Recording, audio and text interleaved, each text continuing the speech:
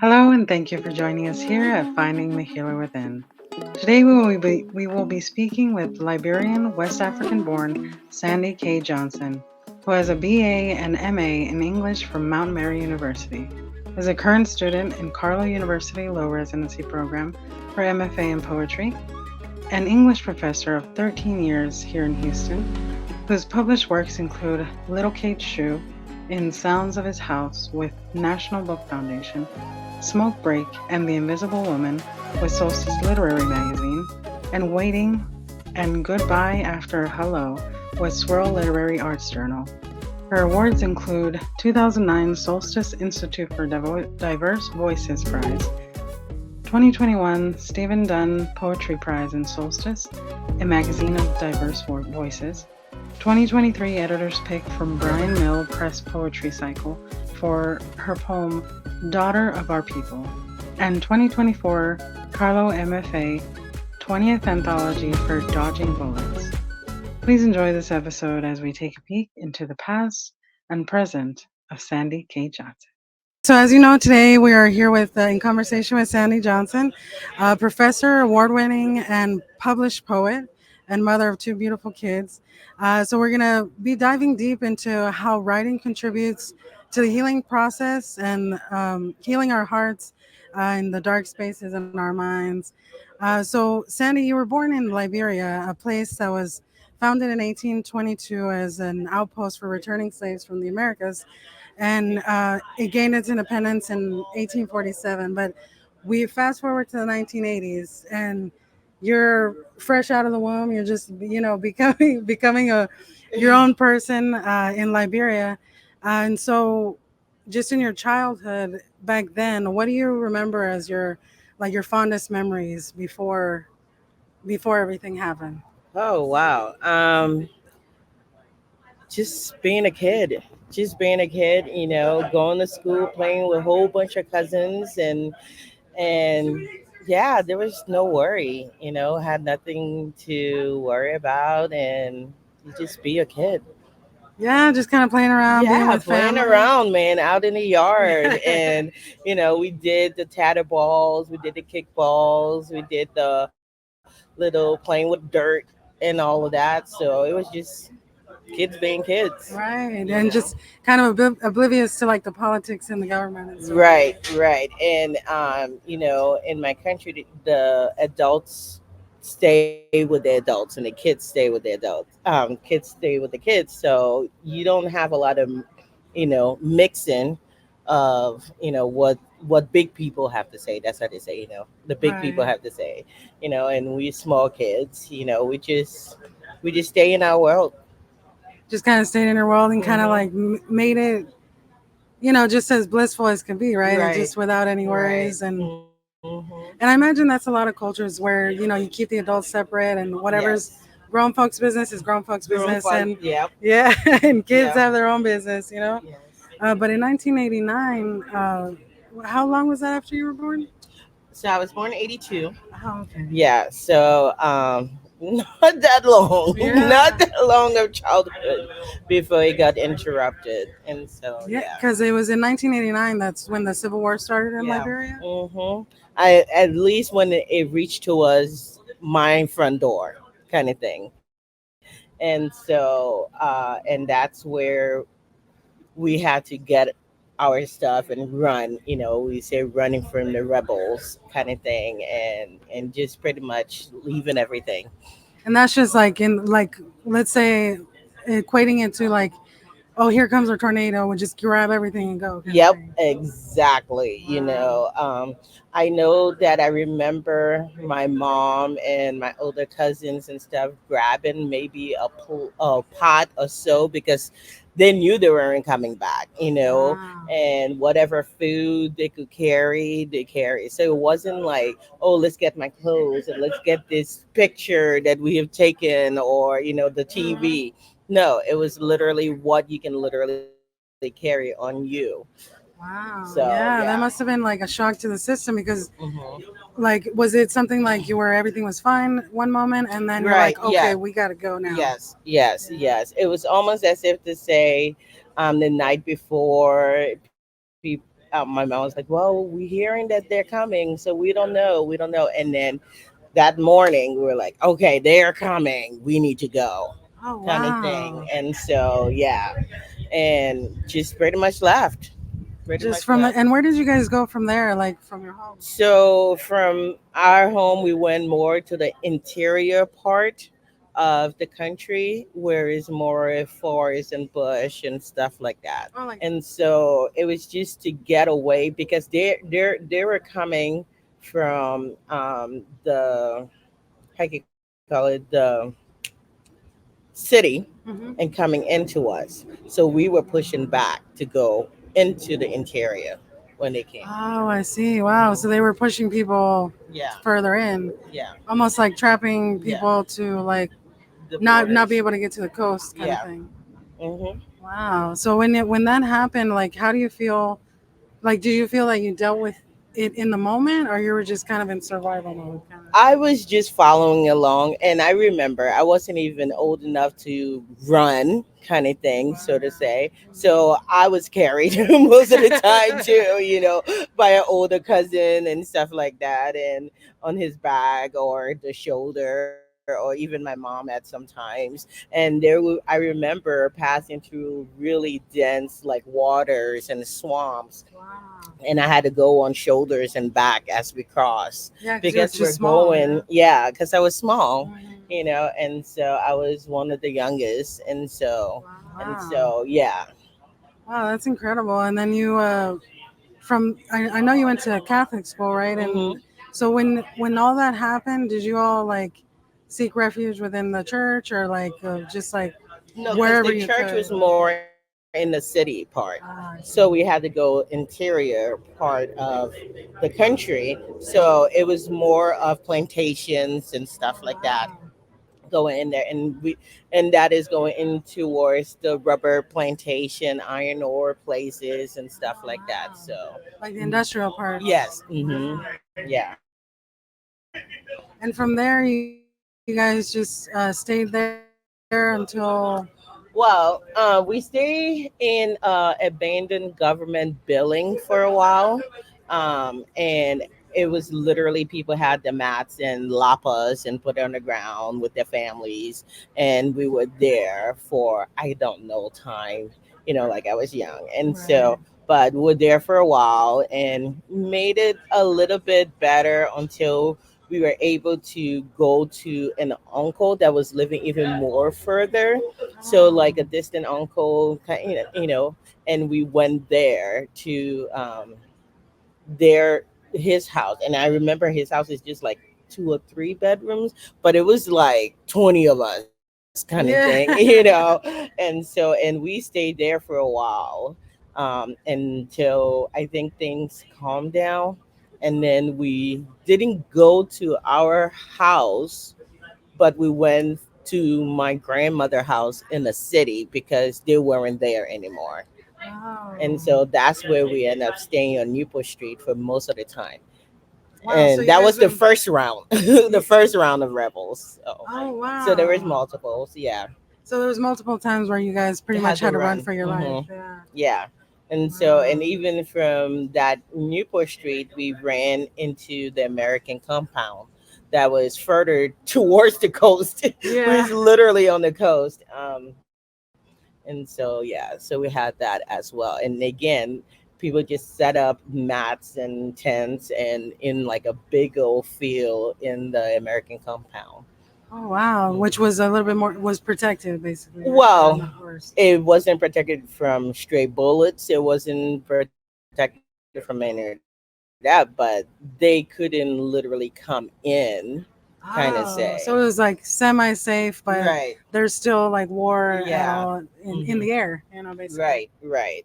And so when you have a concentrated group of people who are on their last string, there's a lot of things, and it's like a refugee camp. Right. It's not good. It is, there's no real health care for people who are sick, or everybody's struggling to get food, or stealing food, or hurting and fighting each other, all Right. of those things were Yeah. constantly happening in there. Yeah, anything that when conflict comes, like humanity Lose it. gets you lose it. Yeah, definitely. Yeah. And how do you feel like having known that at such a young age? Like, how did that affect you personally? Like, as a Well, luckily, I had the protection of my family where I was sheltered from a lot of those things.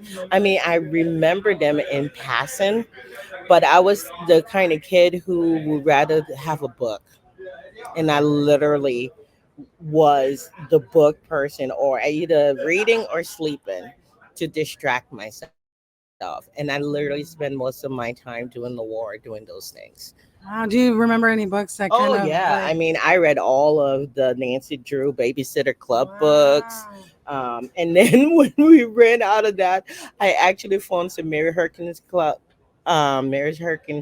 books, and so it was a little adulty for me. But Yeah. I was literally reading this book like an entire book, like a day, kind of thing. Wow, just So, trying to hmm escape into yes, imagination. and Wow. my mom shouldn't know this, but some Harlequin romance too I found. Yeah. But it was all because the libraries and stuff from school were all like scattered around, and so it was just literally any book that we could find that Wow. we could To read. kind of cling to sanity, to Hmm. something that was just Yeah, structured a little yeah, bit. yeah. Like I said, I went through the babysitters, then the Nancy Drew, and then I'm like, there's nothing left except of the older kinds, and so I just kept reading, reading, reading. Really? So once you like read everything that you could that Hmm. you were interested in, you went Yeah, into anything else that yeah. Literally anything else. really. Hmm. And do you remember like what books influenced you the most at that time? Oh, definitely Babysitter's Club book. Yeah. I love those books. It was just, they were just the kids that just want to take care and be a community of friends, Yes. true friendship where, no matter what you're going through, you got someone there. Yeah. Where is Claudia, which is my favorite one, Yeah, me too. and just there with your friends and taking care of everybody, and that was what I like about it.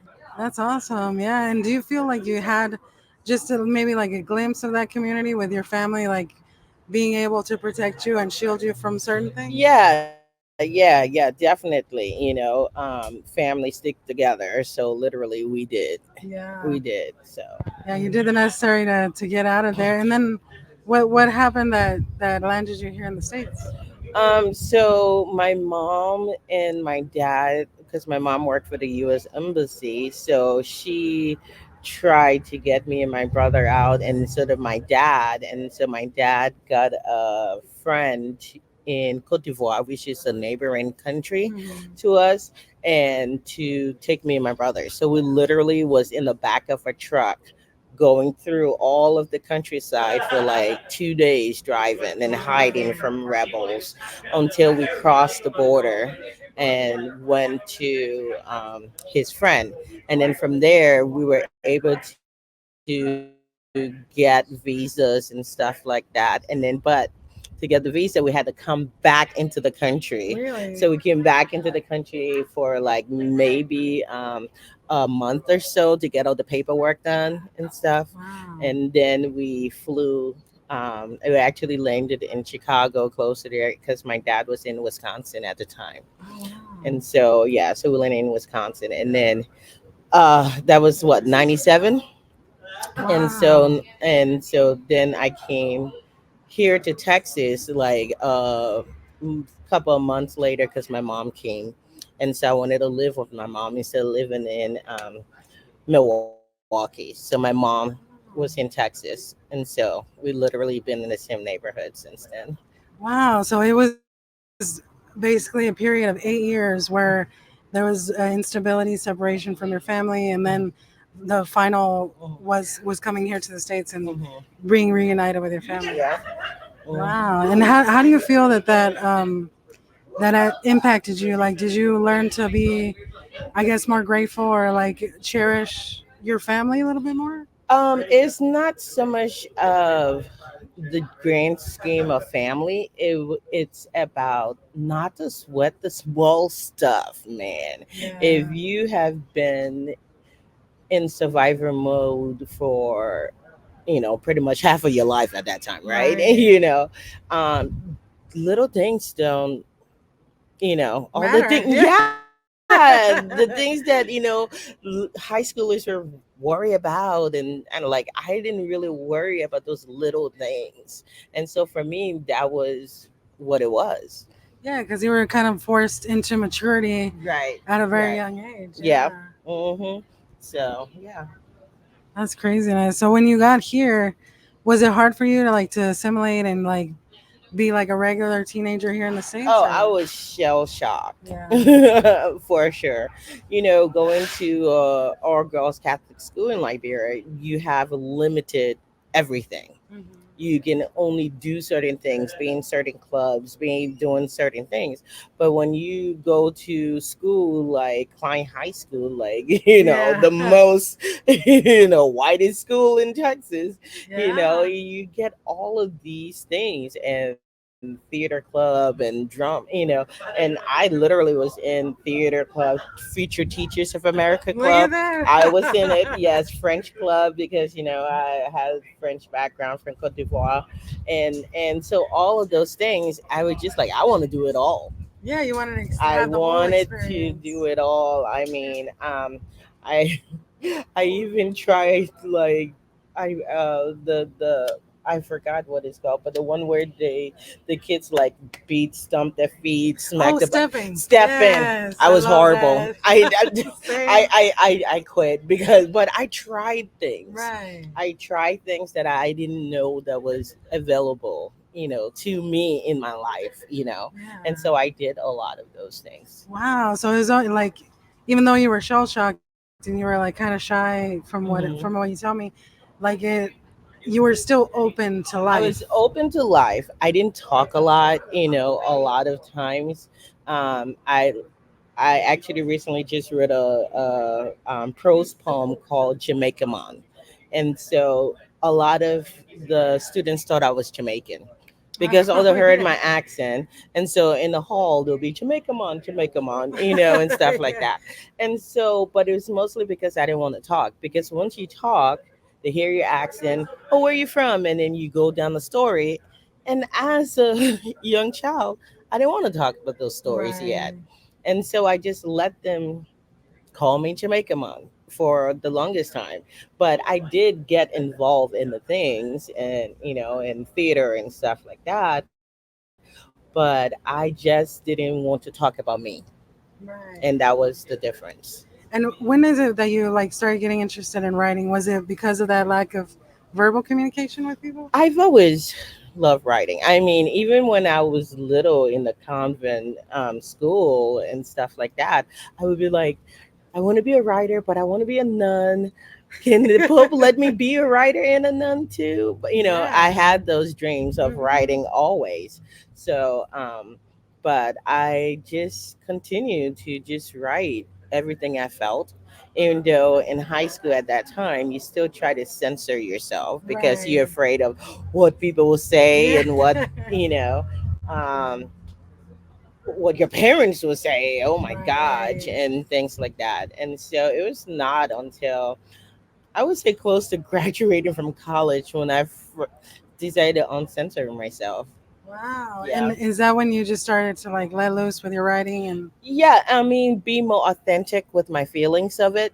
oh, I see. And so, even though, again, when I went to college, I was like, oh my God, all these different classes. And so, yes, I took theater classes, but then I also took theology and philosophy. Oh, That's why wow. philosophy is my second major Hmm. that I graduated with my bachelor's. So it's like I just was exploring a whole bunch of things, and with the the more you learn about the world, the more you learn about yourself. Definitely.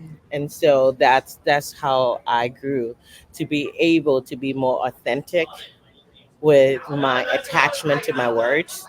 Because Oh, yeah. when we say we're going to write about something, oh, I want to be a writer, and we know the general feelings, But until you have an emotional attachment to something, it doesn't feel authentic sometimes. Yeah. You just write about a generalization, Mhm. but not that core attachment that connects real writing to the audience. Yeah, yeah, similar to like how musicians play with words in that Mhm. way, and they can have two or three different meanings, Mhm. depending, and you have to really work at that skill. But you feel at any point in time that you were purposely doing that to heal yourself or just to process things? I knew I have a lot in me. I always knew that I had a lot to say. Even when I was a kid, I was like, I want to be a writer. That's because you have that Something to say. core something in you that need Hmm. to come out. Wow. And so I always knew I wanted to say something. Now, in my beginning years, I thought I wanted to talk about philosophical this and that, but I didn't know any of that, You're you know? young. And so until you realize that the little things is the one that connects us. It's not about Yes.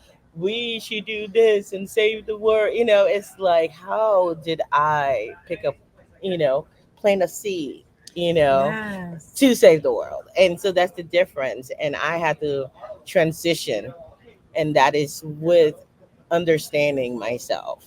Yeah, changing or making it a practical Hmm. action other than like a thought, Hmm. in your process. Yes. But do you feel that writing had any effect on your healing process? Oh, absolutely. Yes. I know. Fast forward many years after I had my first child, I got pregnant and lost a second child. Hmm. And when I had that miscarriage, I was devastated. Right. And so went to find help with therapists. And so she helped me, but I ended up writing an entire manuscript about my miscarriage, that entire process, and got like 77 pages of poems Wow. from it. And did And you so did you publish them at all? Or? no, I didn't publish the whole manuscript, but I have individual poems from there that I have published. That's um, cool because I really feel like something like that could help other women like process mhm. something like that because Yeah. I've met quite a few women. Like most of my friends have at some point in time had a miscarriage or been Mhm. connected to someone who has, Yeah. and just being able to write that down must have been very Yeah, challenging. yeah. Because I think in during that time, because I was feeling like, should I be grieving? Why am I feeling sad? It wasn't a full baby that I felt like this one I have, Yeah. And it's like, is should I? And so I was having that conflict until my therapist was like, it was a genuine loss. Yes. Grieve it and do what you need to do. And for me to move on, I like to take what's knotted in me and put it on the page. And so I took all of my pain and grief from it and put it on a page. And I will Wow. tell you, the moment I finished doing that, there was a relief. There Really? was Wow. peace in that. Yeah, peace in that, Hmm. the completion of that piece and like that Right. understanding of yourself. Hmm. And that's so interesting that yeah, I mean, because people grieve relationships, and Yeah. that's something that's just kind of okay, you agree to be with me, I'll be with you. And then, but that's definitely something more. Like I heard recently that there's no uh, true understanding of what a miscarriage is like, or what the connection is between a mother and a Hmm. miscarried child, because there's no one else can understand that. Right, and especially when your loved ones are around you, and then you're like, "Oh, it's okay, another one will come," or "You already have a child, it's okay." And so it's like they're kind of diminishing Right. your pain, Mm-hmm. in that case, and then you question yourself, why are they not seeing this loss, Right. this Yeah. great loss, Mm-hmm. that I am feeling? And so that put you more into a lot of sadness Yeah, and probably isolation, and feeling isolation. alone. Yes, Yeah. exactly, exactly. And so you have to be able to understand that your pain is your pain. Even if Right. other people not seeing it, it's Right. your pain, and you need to grieve it if you have to grieve it. Yeah. And so yeah, and if depression is the symptoms, is writing how you could call it an entire manuscript, is how you're gonna heal from it, do it. Yeah. So yeah. Yeah, and it can come through like even music, whatever Mhm. your heart wants to create, Right. whatever it's drawn to is something that is drawn to for a reason, I feel. Yeah. And I felt the need to do it because I had a child. I Really? had a child, and I couldn't just sit in my sadness, because that means I'm stealing away time with her when I'm Right. sitting in a corner being sad. Hmm.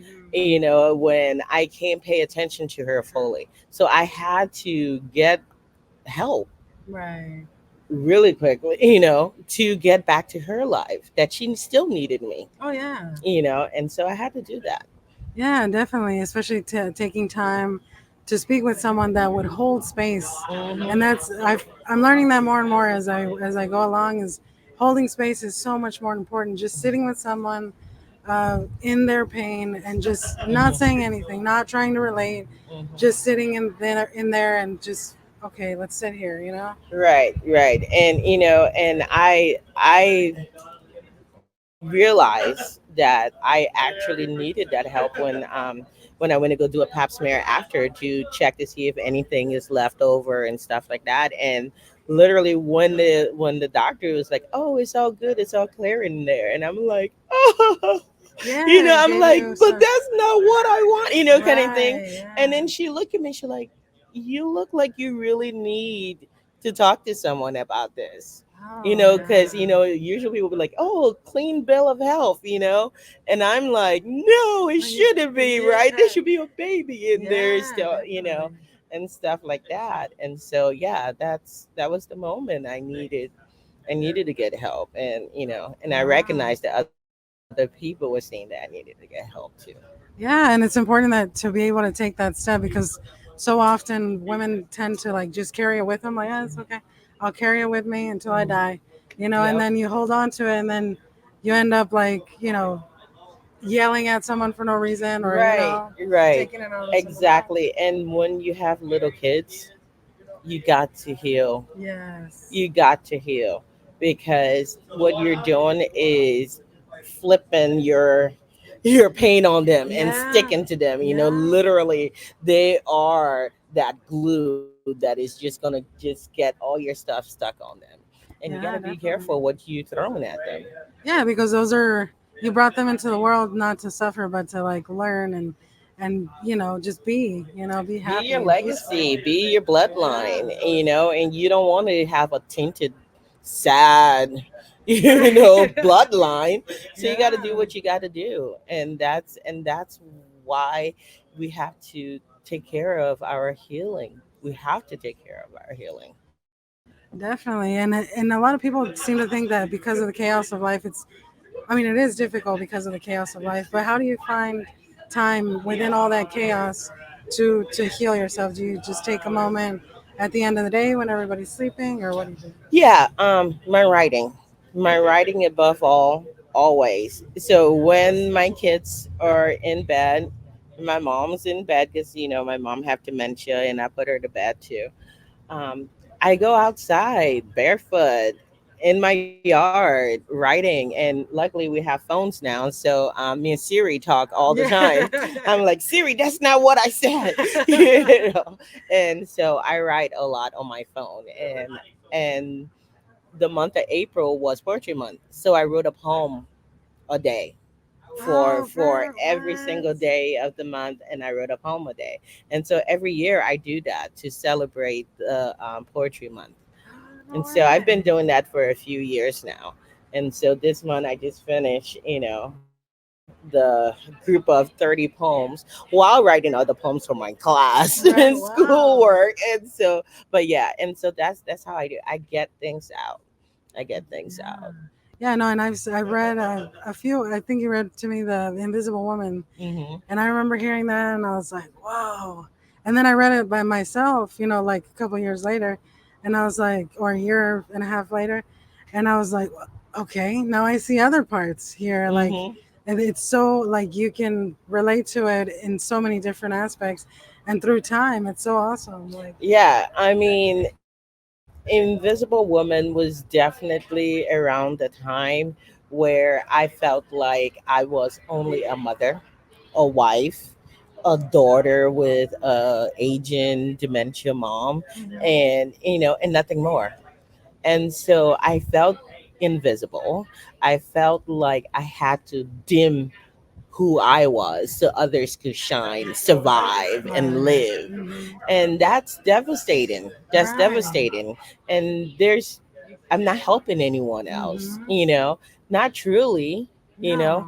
And so Invisible Woman was kind of like the door open to realization that I needed to wake up. And Yeah. so that's why I wrote that poem. That's awesome because I've since then, I mean, I've seen you flourish. Now you're now in a PhD program, I think, right? Yeah, And the Carlow MFA program for poetry, which is equivalent to a PhD. So it's a terminal degree. yeah, and that's For wonderful. artists. That's taking you to Philadelphia, right? And Pittsburgh, Pittsburgh. Pittsburgh in January, and then Ireland, Dublin at Trinity University, one of the oldest in Yeah. the whole the United Kingdom there. And we had some great writers. I'm gonna drop names over the Right. years because you know Trinity College is from the 1500s. That's how far back it is. So That's I'm awesome. working with the greats in America and in Ireland of poets, the great of the great. Wow. And I know that that now includes you because having done all that work, like there's no way that people in this program are not part of that greatness. You know. Right. I mean, imposter syndrome all day. I Right. feel like, oh my God, I can't believe I'm here. Why are they even looking at me? I don't even know why I'm this, included in this because they're so brilliant and so Yeah. much to learn from them. And that's so So, awesome because that goes to show people like like if you're making a decision whether or not you should stick around somebody's energy or even just having friends or something that you may not agree with or something, like ask yourself, do you want to shine or you want to help somebody else shine? You know what I mean? Because like look at what the difference it's made in your life. I've seen it like clearly. Like you're a completely different woman, and that's pretty awesome. right. I mean, just because we choose to shine doesn't mean that we're choosing to let other people not shine. Yeah, you're just Right. accepting that you can shine as well. Yeah. Right, exactly. And so again, it's one of those those mentality we get built into us sometimes, Yes. as caregivers, and mothers and women that we have to lift people up.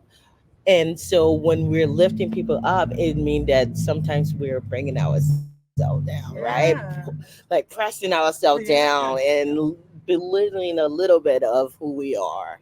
And that's not true. It Yeah, because shouldn't we can be. all rise at the same Right, time. exactly, Yeah. exactly. Because the truth is we have to be examples. Yes. And so until they see our glow, they're not truly going to understand their glow or how Yeah. to glow. And Exactly. so we have to glow alongside everyone else that we're trying to make glow, kind Hmm. of thing. And so that was one of the things I had to do for my girls. I had to glow, literally. Yeah. Yeah, so that they know the path. They're like, oh, Right. I They just know the path. follow that Right, example. exactly.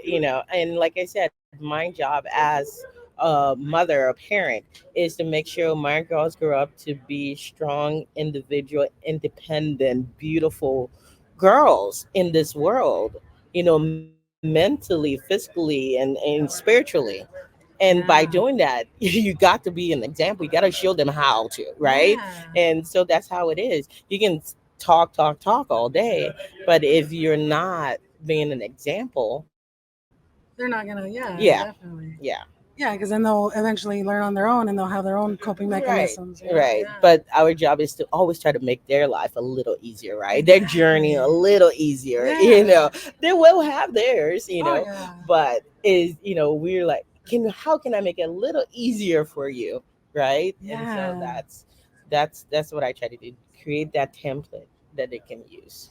Yeah. So you feel like finding the healer within you has Mhm. helped Oh yeah. them find the pathway to their own Oh healing. yes, yes, definitely. Finding that deep core healer in me brings me out, make me more alive. And by me being alive and glowing, my children will be alive and glow. So it's very important. Yeah. And do you feel like, as young as they are, do you feel like they've noticed that you've changed in Oh, that way? oh yes, absolutely. Especially for poetry one, my 8-year-old Starlet, we've been writing poems together. Really? So yes, yes, and so she's writing about what's in her as Yeah. well, and I'm telling her that is your authentic voice, and and she's like, well, I don't know, I just feel all of these things, and I told her, as women, as artists, our first language is our intuition. Our Mhm. first language is our intuition, our gut. And so whatever we're feeling, it comes from within us. So we need to communicate that. And so even if you don't really know much, know your gut, know your feeling, because that's your first language and you can put it on the page. So, Yeah, and that's really important, especially at such a young age, for them to understand that intuition and like if something doesn't feel right, just yeah. keep on going. It's just it's very enlightening just to see how you process and deal with things and stuff like that. Because I similarly have written things like in the past, like in anger and stuff like that, just Mhm. or in sadness or whatever, and or just journaling, just Yeah. like and I'll look back at it, I'm like, oh, I was so young, so innocent. But that's our voice. That's our Yes, authentic voice. exactly. And so, as much as people like, oh, it may not be good, but that was the true Exactly. voice that was Yeah. coming out. Yeah, because at that time I was so Hmm. innocent. I really didn't know much about the world, and then fast forward to now, like I know everything. No, I'm kidding. But We're still learning, right? right, yeah, I am. I mean, yeah. I mean, I so. feel like healing is definitely a lifelong process. Oh, absolutely. And it is an intentional step every day. Yeah. It is an intentional step, knowing that, hey, be in tune with yourself. Something that's working, something not right, you need to fix that. Yeah. Especially when you have people who are around you that are dependent on you. Yeah, definitely. And I really appreciate that, just this conversation in general and like everything that I've learned from it. I'm going to take that and put that into practice. But if anybody else, wants to, find the healer within them, this is one way that you can do it. You can try it out and see how it works. Right. You know? Yeah. Yeah. We each have our own paths for Yeah, but healing. if you guys want to check out The Invisible Woman, the poetry that you have published, Mhm. this is actually, you won an award because of this poem, Yes, right? I won the Stephen Dunn Award for poetry in with Invisible Woman with Solstice Literary That's awesome. Magazine. And I know that's not the only award that you won, No, right? no, no. I've won diversity award for writing as well, and I actually in January I got published one of my poem in Carlow Anthology, and so all of those things. So it's, I mean, I had people like Richard Blanco, Obama poet Yeah. who's in it and stuff like that, Oh, and wow. so yeah, so I'm in there That's with awesome. those group. Yeah, and it's you So keep on elevating yes. to new heights, and I can't wait to find like to finally find out like some of your works and published in a book, so I can just keep it Mhm. on my in my book collection because I Yes, really like yes, that. yes. I'm hoping that this program I can formulate my exact manuscript that I want to um, bring to the world, Yeah, and so, but I'm working on it, and there's good stuff already in there, yeah, so I'm definitely. looking forward to it. And do you have anything planned like after you complete that program? Like, Well, for me, even though I'm an artist, I still have to pay bills, right? right. So, with the terminal degree, as a teacher, I would like to go into becoming a department head for teaching, or and principal, kind of thing like that in the college field. So Awesome. get Yeah. into a little bit more into that office department part, so I can be able to focus on my writing. Oh, that's And awesome. I like the classroom, but I'll do it sporadically. But I would like to be in that administration field. And so you do need the MFAs and the PhDs for it. Yeah. So that's That's my goal. awesome. That's pretty cool. Yeah, I can't wait to find you and as the head of a department or anything like that in Me college. It's, too. but that's great. Yeah, and thank you so much for the conversation. And I hope this helps you guys find the healer within you.